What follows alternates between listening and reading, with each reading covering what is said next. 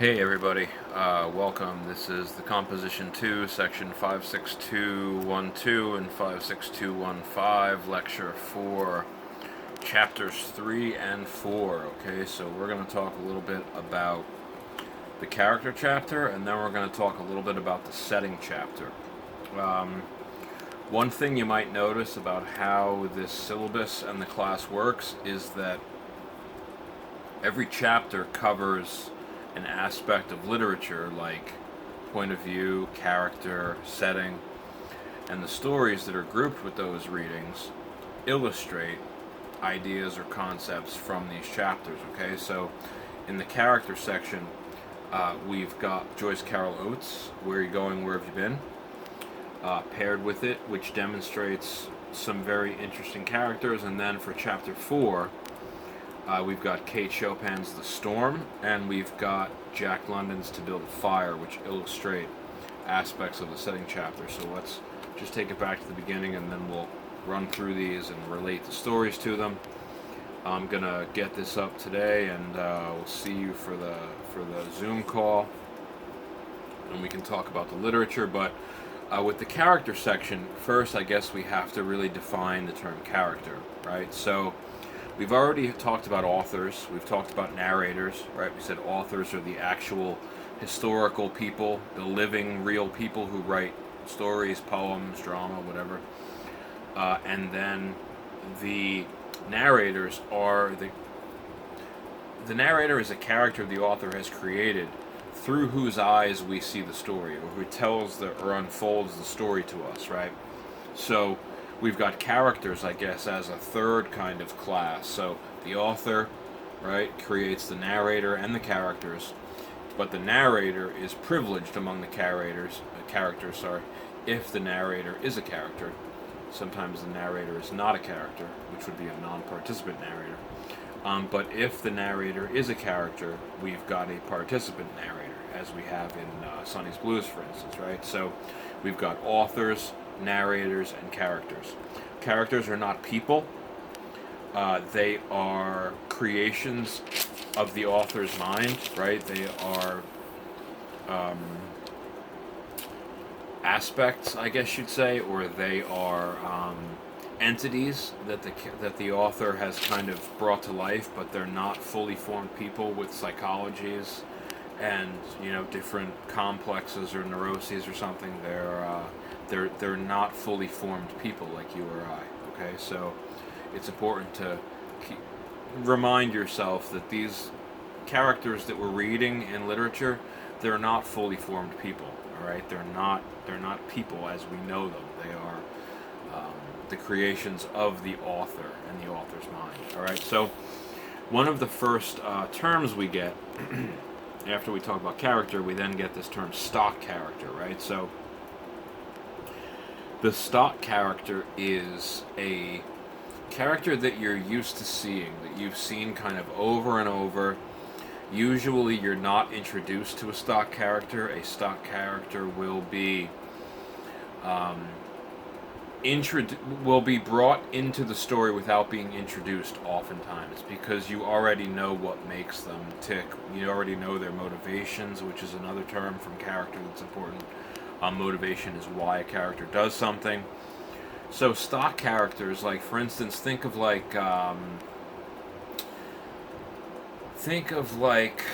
the dumb jock character, right? There's a stock character in American culture that we have. The mean girl, the mean high school girl, right? Who puts everybody else down. You don't really need to be introduced to these characters. You don't need to be told, this is a dumb jock character, right? He plays sports, but he's not really bright, or she plays sports, but she's not really bright, because we know that archetype, right? We know that stereotype or that character. Stock characters are often stereotypes. We don't need an introduction to them. They're often very stereotypical, and they recur frequently in a particular culture's literature. So every different culture, as many of them as there are on Earth, every different culture has different stock characters that you're used to seeing. So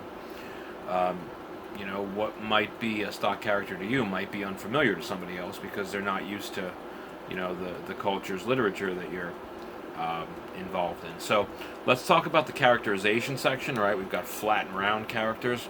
I like the way this book sometimes does this. It plays two terms off against each other, and I think flat and round characters are two good ways to get into this idea.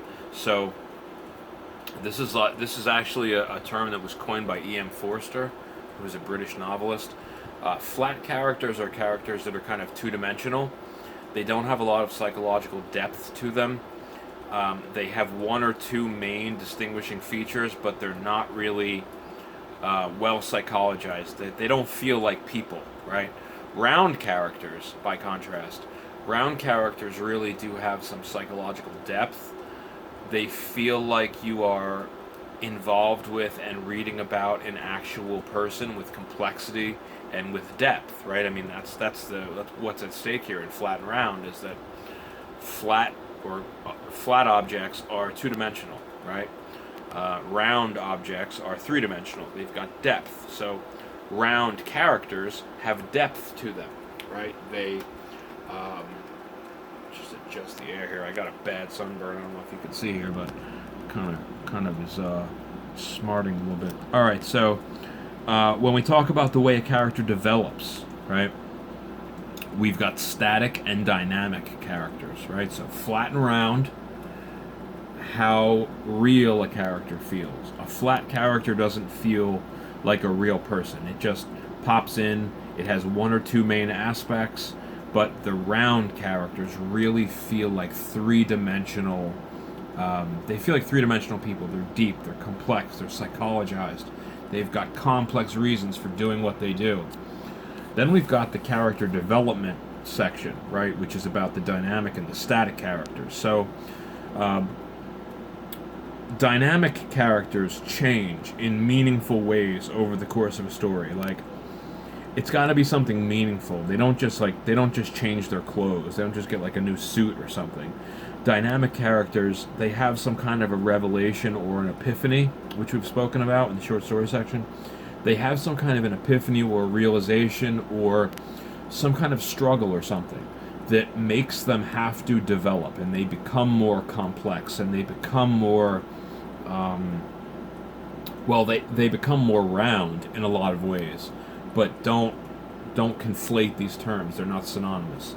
Flat doesn't mean static, and round doesn't mean dynamic. They're not necessarily the same thing, right? So the static and dynamic character, the static character stays the same. Doesn't really develop, doesn't really evolve, doesn't grow in any meaningful way over the course of a story. So let's talk about maybe Sonny's Blues, right? You've got the unnamed narrator. For most of the story, he's very static. He looks down on the people around him. He looks down on the working class members of his community that surround him. Towards the end, though, he starts to become very dynamic. He goes to see Sonny play. It's kind of an epiphany or a revelation. He realizes Sonny is telling our story. Sonny is telling a story that encompasses our parents, our grandparents, our uncles, like all the way back. He starts to realize Sonny's importance, that he's not just a derelict, low-life drug addict. He really has a kind of purpose and an insight. And as he said, as Baldwin writes in the last lines, he would show us how to be free if we would only listen to him, right? So that's very different from how the unnamed brother is thinking about Sonny initially, where he's this lowlife, this scumbag who just can't get it together and can't hack it, right? So I'd say the unnamed brother from Sonny's Blues is a very dynamic character, right? He changes a lot over the course of the story, okay?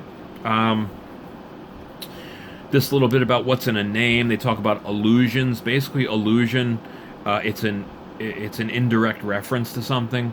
So if they named like somebody like General Goodman, right?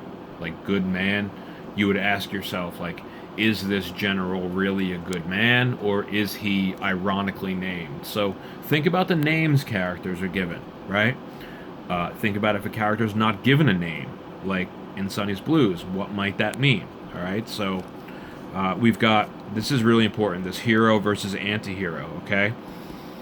We didn't get into the idea of the hero in the protagonist-antagonist section. We said the protagonist is the main character. He or she drives the story forward. The antagonist opposes the protagonist. The antagonist tries to stop the protagonist's forward movement. Basically, therefore, tries to stop the forward movement of the story.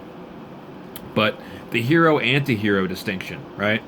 The hero of a story, like we talked about with Sammy a little bit on our calls, if you were there, we said, like, is Sammy really a hero in AMP?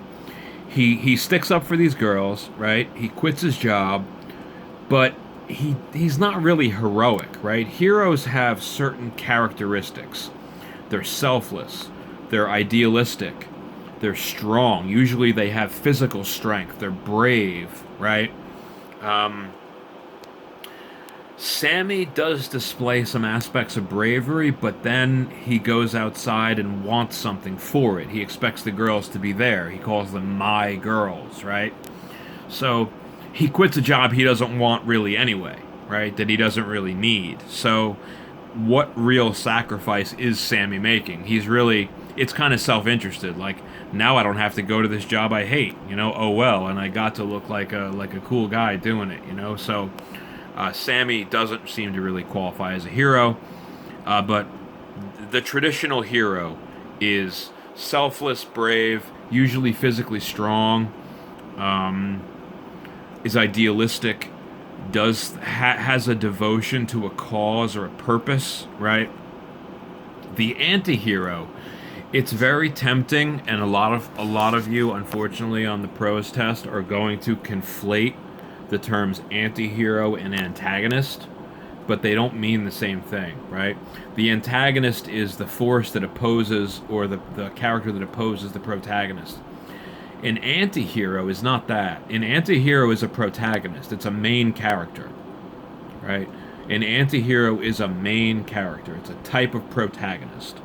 But it's a hero that's flawed, that doesn't have one or more of those traditional heroic qualities. So, like, maybe we could say Sammy in AMP is an anti-hero, for instance, right? Seems to fit that bill. Think of, like, for instance, Frodo Baggins in Lord of the Rings. He's an anti-hero. Not because of his character, but because he's very small. He's not physically strong. He's not exceptionally brave. He's like a flawed hero. That's another way to think of an anti-hero, as a flawed hero. So, like, Deadpool. Deadpool is really the anti-hero that I think most people today will recognize. Like, he's a superhero, yeah, but he's, like, immature. He does things because they're funny. He doesn't really have the seriousness that your usual hero has, but he still gets the job done. So he is a flawed hero. An anti-hero is basically just a flawed hero, right? So I think that's a good way to put it. All right. Finally, returning back to motivation, why a character does what a character does. So the reason that compels a character into action, is it greed? Is it love? Is it hatred? What's a character's motivation? Why does a character do a certain thing? All right, so that's motivation. Let's move into chapter 4, which is setting. All right, so let's talk a little bit about setting. Many of us are familiar with the idea of setting. We know the idea that, like, the setting is the place and time that a story transpires, right? So the place is the geography. Like, is it in New Orleans, or is it in, I don't know, Beijing? Like, where is the story happening? Is it in India, or is it in Britain, right? That's the place. Time, of course, the year, right? The time that a story happens, or how long it takes a story to unfold. But it's weather and atmosphere that I think are really the most important things when we're talking about the setting chapter, because people really tend not to pay attention to the weather and the atmosphere. So let's compare and contrast the two, all right? So the weather in a story is like the climate. It's the precipitation. Is it snowing? Is it raining? Is it 100 degrees and humid, like it might be in New Orleans, where the storm happens, or the storm story transpires, right? So weather, is the meteorological conditions. In To Build a Fire, weather has to do with the climate, right? It's very cold. It's the Yukon. It's tundra. It's frozen. It's 70 degrees, 70 plus degrees below zero. That's the weather. The atmosphere, though, a lot of people confuse these because atmosphere is an aspect of meteorology. It means how much pressure is placed, but we don't mean it like that. The atmosphere that we're talking about is what is the feeling of a story, right? Is it tense? Is it carefree? Is it idyllic? Is it sad or somber or dark? Like, the atmosphere is the mood or the feeling that happens in a story, right? So, let's see, we've read Joyce Carol Oates, right? The mood, the atmosphere is very scary and very you don't know what to expect next, right? It's like it's terror basically. Like, Connie is in terror through most of that story. In Kate Chopin's The Storm, as in To Build a Fire, but in The Storm, the weather and the atmosphere are really essentially connected to each other, because as the storm comes in, Calixta's attitude and her feeling, her sense of well-being and easiness becomes more tense. So as the storm comes, as the weather changes, the atmosphere changes, right? The storm moves in, she becomes tense. Alcée is outside, her husband is gone. She gives him shelter in her house. You know, one thing leads to another, nature takes its course, whatever. But the atmosphere becomes much more tense once that storm starts. The storm, and I think we'll talk about this on our call, but the storm is actually like a metaphor for what's going on inside Calixta at the time. The storm is like a metaphor for passion or like intense emotion, the anxiety that she feels for the well-being of her husband and son. The storm is really, I mean, to my mind, like a proto sort of polyamory kind of story. It's 1898, it was written in. I don't know if we could call it necessarily ethical non-monogamy, because the spouses of each don't know what's going on. But there is definitely in the storm, a sense of rebellion against the monogamous sort of heteronormative kind of model, which I think for 1898, Kate Chopin really is avant-garde in that respect. All right, let's talk about some other aspects of setting. There are just a few more, and then we'll cut this. So there are these four kind of genres of fiction that are three genres of fiction that are associated with setting. The first is historical fiction. We already spoke a little bit about this when we talked about the definition of fiction. So historical fiction is anything that's got basically history and fiction woven together. I talked about on an earlier lecture Saving Private Ryan, right? That's a great example of historical fiction. Like, there are a lot of true aspects of that story, a lot of factual things.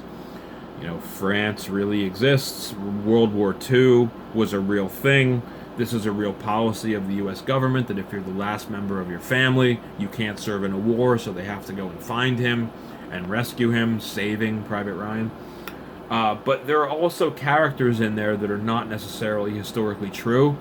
We don't know if all of these different things that happened to them really were historically accurate. So if there's any blending of fiction into history, it's historical fiction, and therefore it's fiction, right? So historical fiction is just a blending of fiction and history, all right? We've got regionalism and then naturalism. Naturalism is going to take a very long time to explain. If you're not really a literary person, or you haven't really read very widely, it's going to be hard to explain to you why naturalism is important, but I'll do the best I can. So let's start with regionalism. This is getting extremely cold. Let's turn it down a little bit. Regionalism. So, like, a regionalist author writes usually about a particular region of the world, right? So William Faulkner writes mostly about the South. Toni Morrison writes a lot about the Midwest.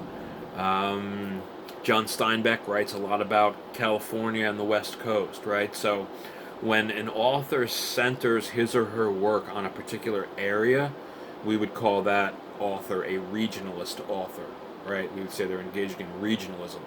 They often try to record the way that people speak and the way the language sounds, so you probably have dialect in a lot of regional authors, or vernacular, meaning like the dialogue is written the way the characters actually speak, not in perfect English. So you see this in The Storm, for instance, where Bibi, the little child, right? He says, "Mama will be afraid," and it's written just like that. It doesn't say "Mother will be afraid," because it's not. That's not the way that the language that people in New Orleans. That's not the way they sound, right? So that's regionalism.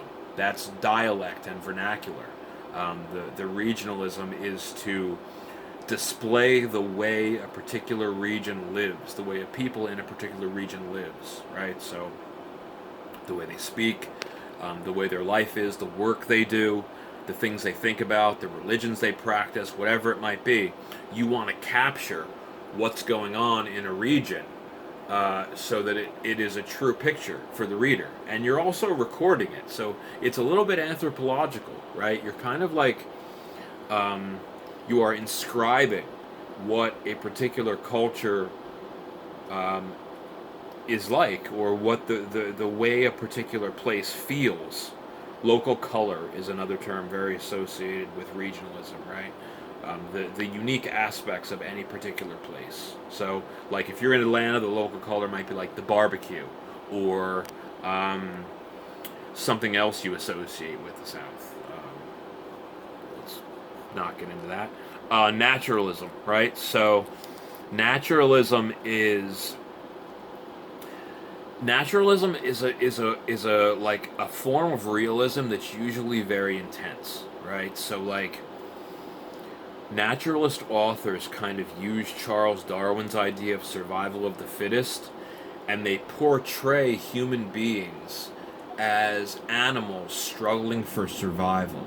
Usually, naturalism is used to depict very hard, very cruel kinds of environments. Like the first real recognized work of naturalism is Stephen Crane's Maggie, a Girl of the Streets, right? She's a teenage prostitute. She's doing what she has to do to get by. She is in a very survive or die kind of life, right? I mean, it's grim, it's brutal, the life that she's living. Naturalism is good for those kinds of stories. It is very, like, primal, I guess you might say, right? Like, if you've not had an easy time in life, you probably understand this idea that sometimes you have to do what you have to do, right? And naturalism tries to capture that as an alternative to like bourgeois middle class realism. The middle class often doesn't understand that people are even engaging in these kinds of struggles, right? That naturalist protagonists will engage in. They don't realize that people are living this way often, because often, unfortunately, they just don't care. But it's often stories of newcomers, stories of like the immigrant in a strange land, stories of young women without any support systems,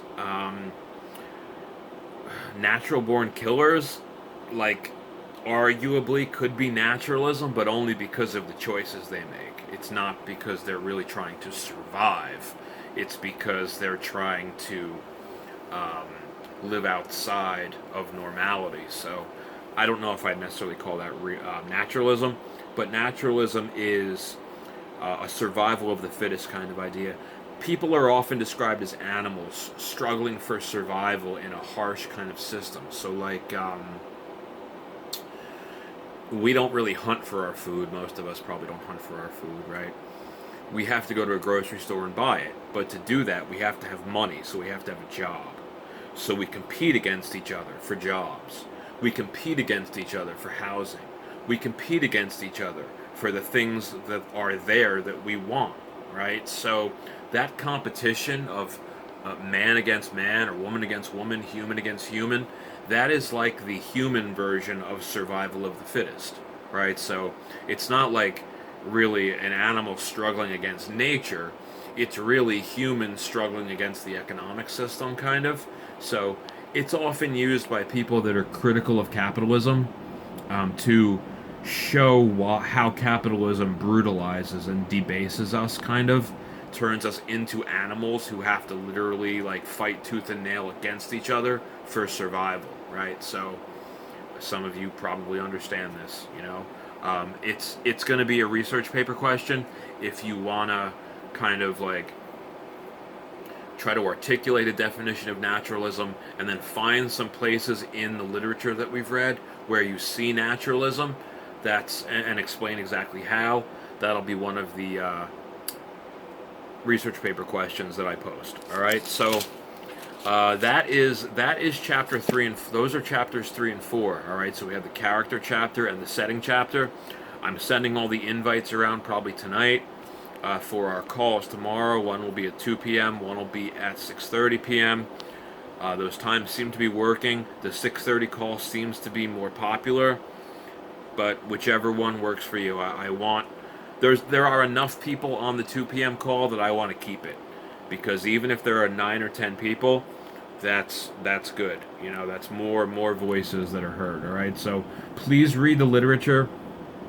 Please, for our call tomorrow, have read through Thursday 7-9. So you should have read Tone and Style, Hemingway's A Clean, Well-Lighted Place. We'll talk about that. The Rise of Fascism, Existentialism, the idea that nothing means anything, there's no point or purpose to life. Faulkner's Barn Burning really has the story of initiation in it. Colonel Sartoris Snopes, the kid, is breaking away from his father's way of living and way of doing things. And the writing about literature and writing about a story are very helpful for those of you, all of you, hopefully, working on the papers. And the writing about a story really tells you a lot about how to write a response paper. All right, so if you are not able to make the calls and you want to write instead response papers to some of the literature that we're reading, please do that. You'll be able to get back the points that you're missing from missing our calls. And I guess just one quick thing.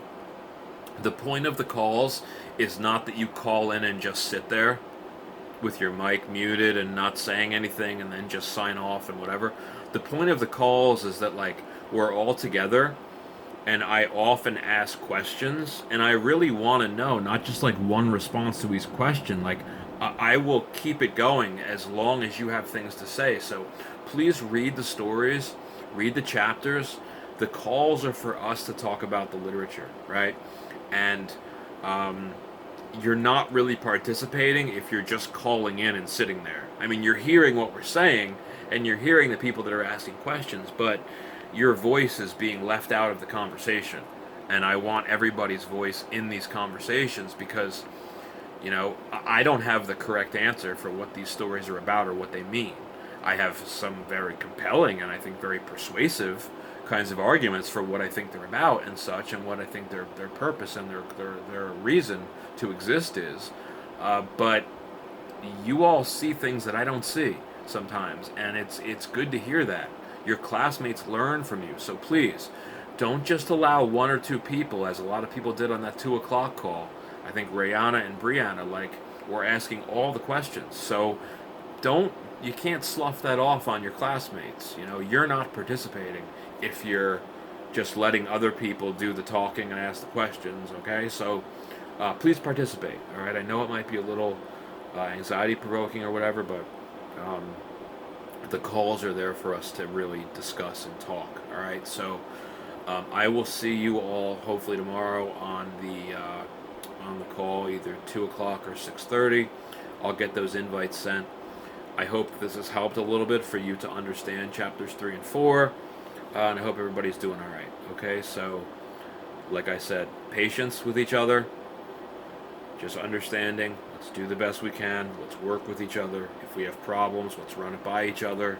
Let's not get mad. Let's not get angry. Let's not get, mean with each other. There's no need to do that. Absolutely no need. All right, so All right, I'll see you all tomorrow. Have a great night. Bye.